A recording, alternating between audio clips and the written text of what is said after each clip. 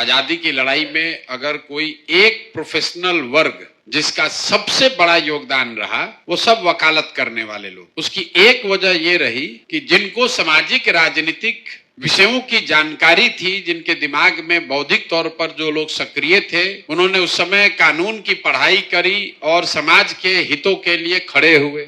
दूसरी एक वजह यह थी कि वो लोग कानून को चूंकि समझते थे, तो इसलिए पुलिस से, प्रशासन से उनका जो डर था वो सामान्य पब्लिक के मुकाबले थोड़ा कम था। ये दो वजह है कि वकीलों की बहुत बड़ी संख्या में भागीदारी आजादी की लड़ाई में रही। लेकिन आज बिहार की व्यवस्था में इतनी बदहाली होने के बाद भी वकीलों की भागीदारी करीब करीब नगण्य है। और दुर्दशा का आलम देखिए कि वकील खड़ा होकर कह रहे हैं कि हमको बचाइए, हमको लॉयर्स प्रोटेक्शन एक्ट की जरूरत है। आप इतना डरे हुए हैं, जो अपना प्रोटेक्शन नहीं कर सकता है वो समाज का प्रोटेक्शन और हित के लिए क्या खड़ा होगा। तो ये दुर्दशा है। और ये दुर्दशा इसलिए, जब समाज बिगड़ रहा था या बिगड़ रहा है, जब आप और हम नहीं खड़े हुए, तो आज स्थिति आ गया है कि अगर वकील साहब लोग भी केस ले लेंगे किसी को, तो उनको भी गोली मारा जा सकता। प्लेटो ने सैकड़ों साल पहले कहा, if you do not participate in democracy, be ready to be ruled by your इंफीरियर्स।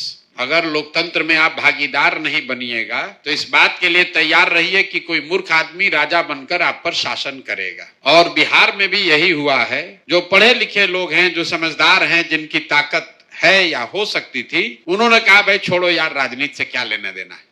धीरे धीरे वो सब लोग किनारे हो गए और जितना लंपट, बदमाश, माफिया, लुटेरा है, वही राजा बन गया। अब लॉ मिनिस्टर यहाँ कौन बना? जिसको खुद लॉ की कोई जानकारी नहीं है। इक्का दुक्का एग्जाम्पल छोड़ दीजिए, तो ज्यादातर लॉ मिनिस्टर ऐसे ही बने हैं जिसको खुद लॉ की जानकारी नहीं। मैं आपसे आग्रह करूंगा, पहली बात तो आप राजनीति में थोड़ा सक्रिय होइए। राजनीति में सक्रिय होने का मतलब नहीं कि हर आदमी चुनाव लड़े, लेकिन बेसिक जो सामाजिक राजनीतिक जागरूकता है, क्योंकि आप समाज में इतने बड़े समूह से रोज मिलते हैं। नेताओं को छोड़ दीजिए तो सबसे ज्यादा समाज में लोगों से मिलने वाले लोग वकील और डॉक्टर और पुलिस, यही तीन है। किसी शहर में जाइए तो कचहरी सबसे ज्यादा फेमस। कचहरी कहाँ है कोई बता देगा। कचहरी जाना है तो रिक्शा वाले को नहीं बताना है कि कौन चौक है, कचहरी ही चौक है। इतने लोग वहां आते हैं, सामान्य पृष्ठभूमि के लोग। तो आप समाज में जुड़े हुए लोग हैं और आपकी मजबूरी भी है ये काम सुधारना। कोई इंजीनियर है, वो पैसा कमा लिया, रिटायर हो जाएगा, नोएडा, दिल्ली, बॉम्बे में घर बना लेगा।